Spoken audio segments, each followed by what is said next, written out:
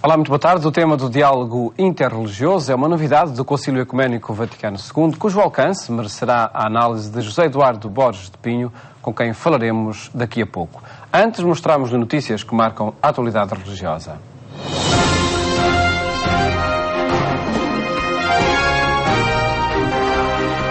A festa da família rural foi vivida este ano na Casa do Oeste, na Lourinhã, com uma motivação específica: assinalar 50 anos do Concílio Vaticano II.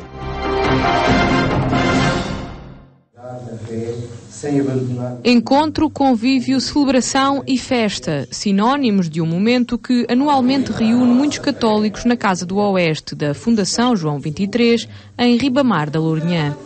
A festa anual da família rural, da solidariedade e este ano também do concílio. Razões várias para festejar, mas que servem apenas de pretexto para agentes do Oeste se unirem em comunhão.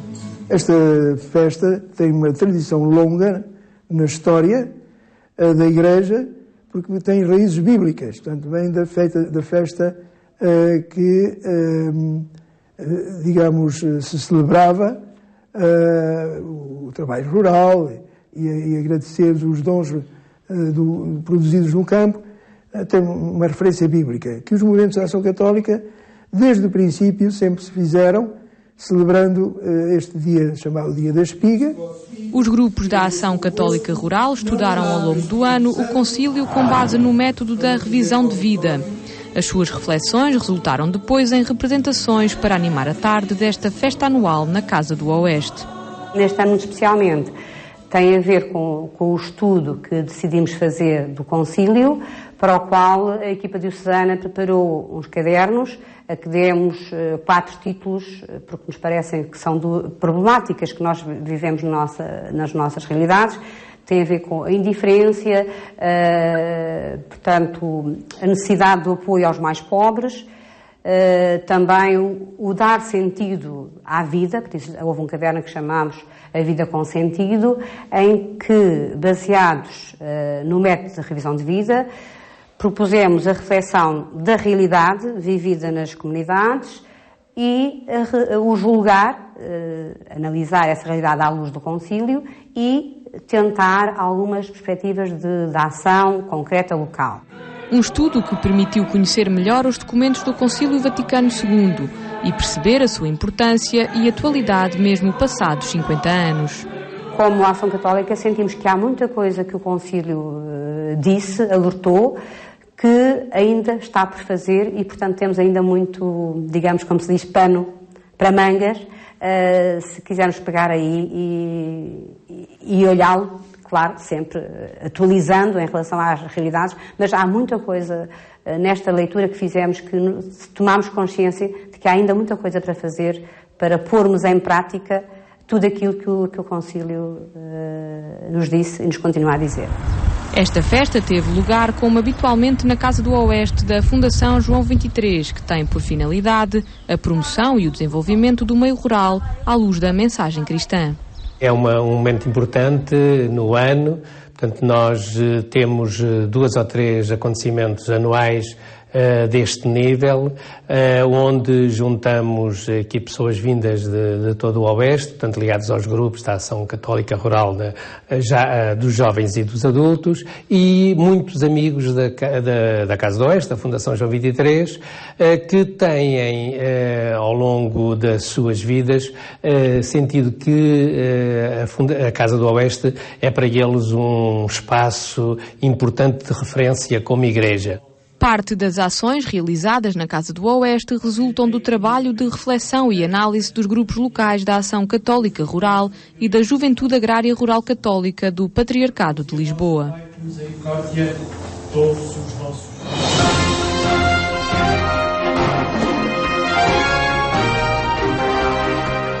Centenas de católicos quiseram anunciar Cristo em espaços públicos de várias cidades portuguesas. A iniciativa foi do Caminho Neocatecumenal.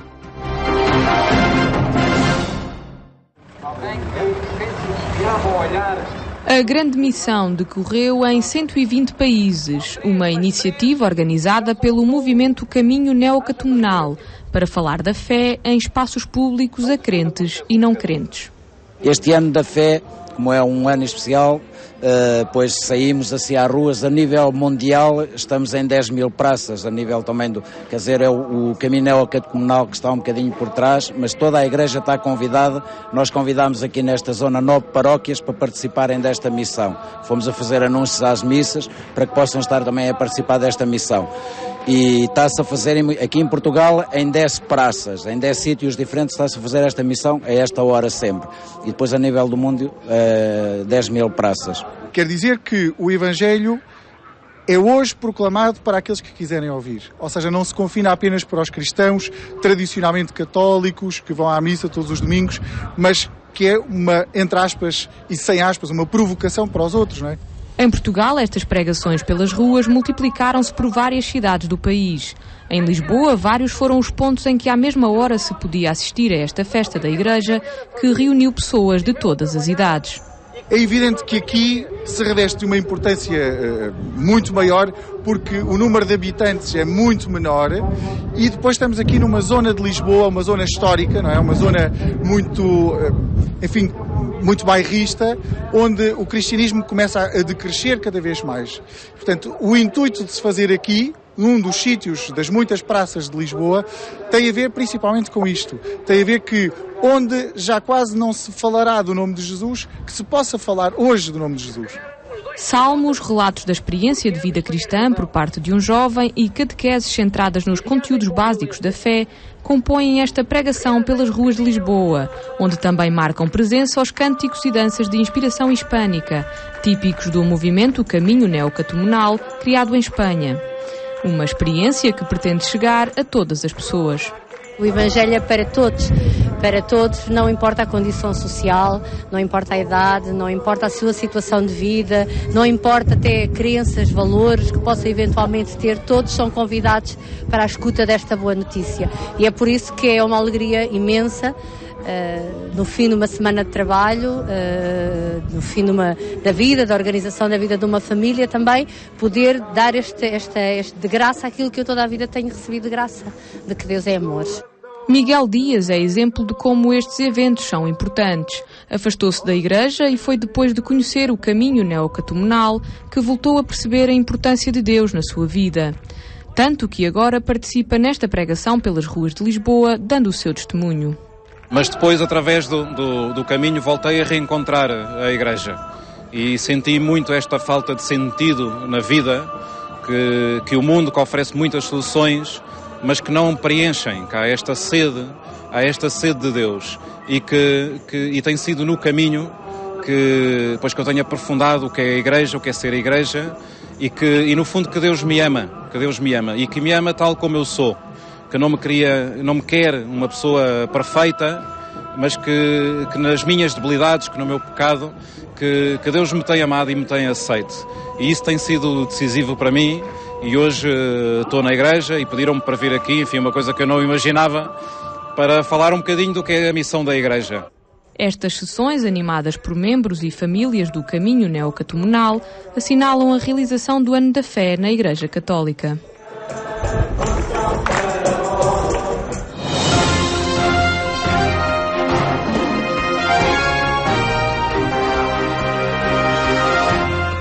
A comunidade de Shalom está no Santuário do Cristo Rei, em Almada. Por lá passam muitas iniciativas promovidas por este movimento.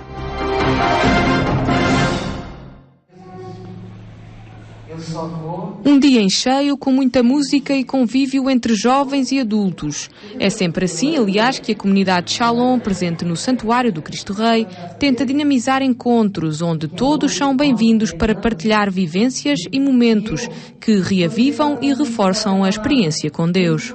Trazer toda a gente para um momento de oração, um momento de reflexão, de juntos como igreja, estarmos juntos e rezarmos. E vermos Deus, termos essa experiência com Deus. Aelson Aires, de 30 anos, é brasileiro e vive em Portugal atualmente. É no Santuário do Cristo Rei, onde trabalha e por onde anda, que tem encontrado muitas pessoas que precisam de uma ajuda para que, no meio do ritmo acelerado do dia-a-dia, parem para pensar e recentrar a sua forma de viver. É este o caso de Fernando Pereira. Com o caminhar, né, com a Shalom, essa descoberta veio vindo à tona, né, de uma nova pessoa e de reconhecer aquilo que já fui e o que preciso ser. Então, fui tendo mais intimidade com Cristo e comigo mesmo, com a própria pessoa do Fernando. Rita Matias faz parte da comunidade há apenas um ano. Participa no grupo de oração da comunidade de Shalom e estará presente nas Jornadas Mundiais da Juventude. Com apenas 14 anos e depois de algumas experiências negativas, Rita encontra nesta comunidade o seu lugar, uma nova alegria de viver. Hoje em dia o mundo oferece-nos mil e uma coisas, temos a droga, o álcool, e às vezes nós deixamos-nos vencer por essas coisas e não vamos mais longe, não estendemos a nossa mão ao nosso Senhor para fazermos com Ele caminho. Deixamos-nos ficar pelo mais fácil, que é viver mundanamente. A oração, união e partilha que se vive nesta comunidade pretende mostrar assim aos jovens que a Igreja está viva e se pode ser feliz com muito mais do que apenas os bens materiais e os prazeres imediatos. Notícias que estão em permanente atualização em agência.eclésia.pt. Agora é espaço para temas relevantes do Concílio Ecuménico Vaticano II, cujo cinquentenário assinalamos.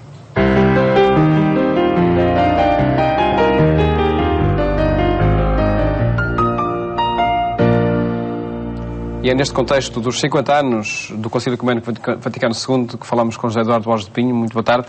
Obrigado por estar connosco. E para abrirmos um dossiê sobre esse dossiê do diálogo, que foi uma novidade no Concílio Ecuménico Vaticano II, como temos visto nos encontros ao longo das últimas semanas. Falamos dessa declaração Nostra Aetate sobre a Igreja e as religiões não cristãs. Foi um documento que não mereceu desde logo aceitação no próprio Concílio. Mereceu também na Igreja após a realização do Concílio? Muita aceitação. Eu creio que é o documento, talvez o documento do Concílio que mais movimentou aquilo que nós chamamos a recepção a vários níveis.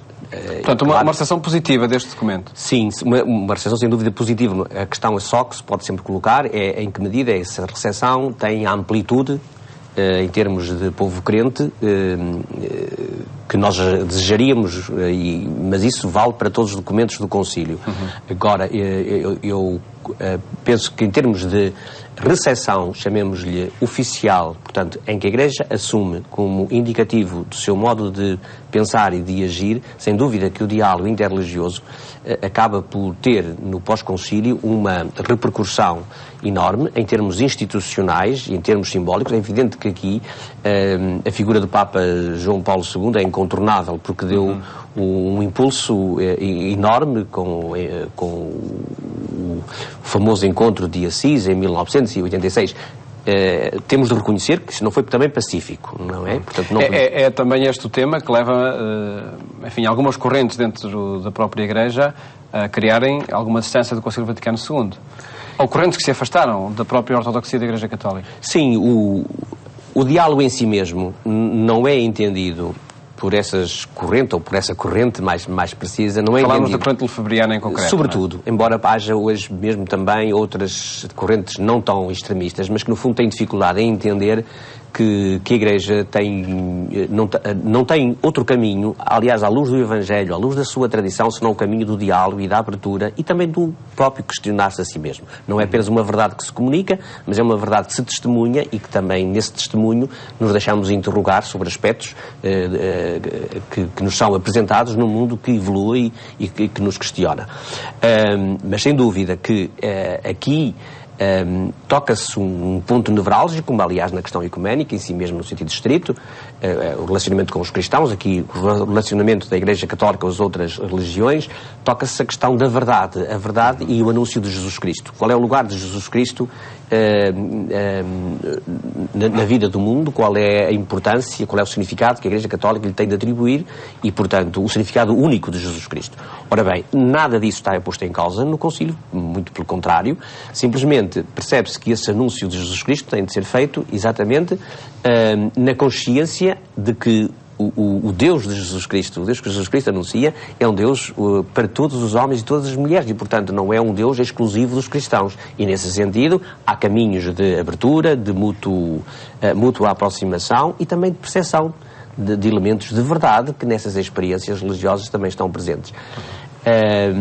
A posição, portanto, crítica relativamente a essa perspectiva de diálogo é, no fundo, na sua raiz, é uma autoconvicção de que nós somos os donos da verdade toda e que não temos nada a aprender, nada a melhorar, a aperfeiçoar naquilo que é o nuclear do Evangelho. Ora, de facto, isso seria viver fora da história, fora dos caminhos normais da humanidade. Este documento e aquilo que propõe para a aproximação e diálogo com outras religiões, nomeadamente as não cristãs, revela-se como uma proposta muito positiva para os tempos atuais, então, acredito. Indiscutível. Ou seja, mais do que problemas, é capaz de propor soluções e propor vias de construção da própria Igreja Católica.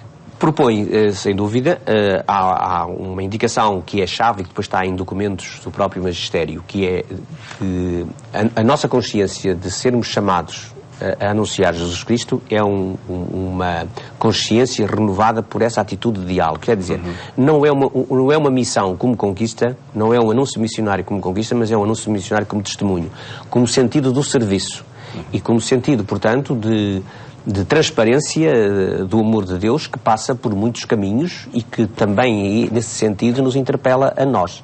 Portanto, quando às vezes se objeta, mas o diálogo com as outras religiões leva digamos, a diminuir o impulso missionário da Igreja, eu creio que é uma falsa questão. Se esse impulso missionário diminui, a culpa é nossa. É porque nós perdemos convicção, perdemos capacidade de diálogo, capacidade de presença. É evidente que o diálogo interreligioso não é fácil. Se o diálogo ecuménico, essa é outra faceta que não podemos esquecer, nem utilizar uma linguagem, chamemos assim, idealista, que ignora a realidade. Sem dúvida que nós estamos aqui, e o Concílio aí, portanto, apontou horizontes de séculos, não é para 10, 20, 30 anos, são horizontes de séculos, mas sem dúvida que este terceiro milénio que estamos a começar vai ser decisivamente marcado pelo diálogo interreligioso, pela percepção da relação entre religiões e culturas e por toda uma atitude em que a humanidade tem de progredir. Eu recordo que hoje um dos problemas do diálogo interreligioso é, sem dúvida, que em muitos países nem sequer se respeita a liberdade religiosa. E, portanto, falar de diálogo interreligioso quando um dos pressupostos elementares, básicos, em termos humanos e em termos de consciência cristã, não está a ser respeitado, é difícil. Mas creio que, como cristãos, aí nem podemos fechar os olhos nem cair numa atitude de desânimo. Pelo contrário, somos interpelados a refletir, a agir e a não desistir. E vamos verificando cada vez mais que o diálogo entre as religiões leva à paz entre as religiões, que consequentemente será a paz dos povos. Eu creio que sim, embora aí nós temos de caldear o otimismo da esperança com o realismo das situações. Nós, quando falamos de religiões não cristãs, ou outras religiões, nós estamos a falar de um mundo muito complexo. Estamos a falar e diversificado. Uma coisa são os países islâmicos, e nos países islâmicos há vários islamismos, há várias formas de realização do Islão, apesar de uma unidade fundamental. O Islão asiático não é exatamente o Islão africano e do norte da África. No centro da África hoje as coisas voltam a ter também o seu cariz próprio. Portanto, o diálogo, isto para dizer o quê? Para dizer que realmente, quando nós falamos deste diálogo, estamos a falar de princípios, mas princípios que se têm de concretizar na prática. No diálogo da vida, no diálogo da ação conjunta, conhecimento concreto, da teologia, no diálogo também das espiritualidades. Mas quando nós hoje pensamos, por exemplo, que na Alemanha há 4 milhões de muçulmanos, li há dias uma notícia no sentido de que na Universidade de Tübingen acaba de ser criada uma cadeira de teologia, um departamento de teologia islâmica. Isto significa o quê? Significa realmente que o mundo evoluiu muito e que há uma consciência cristã e humana e cultural, antes de mais, cultural global, que nos impele a concretizar este diálogo nas diversas circunstâncias em que ele é possível e tem de ser realizado. Nasceu, sobretudo, há 50 anos, no contexto da Igreja Católica. Tem já capítulos e histórias positivas ao longo deste meio século? No espaço concreto da Igreja Católica, basta pensarmos, por exemplo, naquilo que tem significado simbólico e às vezes é mais visível através dos meios de comunicação social. Por exemplo, a presença dos Papas em visitas a mesquitas, como as sinagogas. Há, indiscutivelmente, com a sua importância também sinalizadora, os encontros promovidos pela comunidade de Santo Egídio, que também em Lisboa estiveram cá em 2000. Neste momento há facetas ou setores, âmbitos mais complexos, porque também eles próprios, estes setores, não são digamos, monolíticos. Refiro-me, por exemplo, ao mundo islâmico, mas há setores, de facto, muito abertos a encetarem este diálogo, embora haja outras, talvez neste momento as correntes mais dominantes sejam marcadas por um certo fundamentalismo. Eu creio que, nesse aspecto, e mesmo para além da Igreja Católica, houve grandes avanços. Aquela história do Parlamento das Religiões do Mundo, vale o que vale, mas é um sinal de que estamos conscientes de que aqui temos de mudar. E já agora, permita-me acrescentar também esses exemplos, este próprio programa, A Fé dos Homens, de um conjunto de religiões, cristãs e não cristãs, exatamente, que aqui convivem num espaço de divulgação da sua identidade e daquilo que contribuem para a história de Portugal contemporâneo. Sr. Borges de Pinho, muito obrigado por ter estado connosco a apresentar essa faceta do diálogo ecuménico e interreligioso do Concílio Vaticano II. Um espaço onde, em cada semana, divulgamos os conteúdos essenciais do Concílio Ecuménico Vaticano II, ocorrido há 50 anos. Já amanhã estamos de volta com outros temas da atualidade religiosa. Votos de um bom fim de tarde. Até amanhã, se Deus quiser.